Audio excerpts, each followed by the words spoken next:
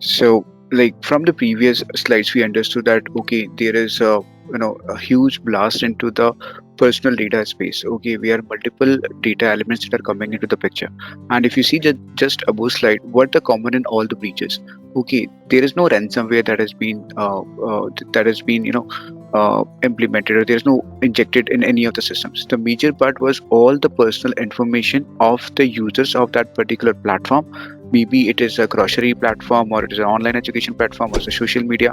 The personal details has been stolen, or has been pulled out of that platform, and accordingly there was a huge penalty that has been imposed on some of the organizations from their regulators. So the crux is, the area has been changed from ransomware to steal the personal data or the personal information of the users. So to understand better that okay, what is the personal information?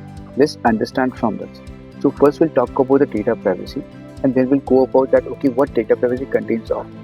Okay, so from the definition, it is understood that okay, when we talk about the data privacy, okay, it is the individual knowledge and the ability to exercise the information about the person, okay, that has been collected by the organization.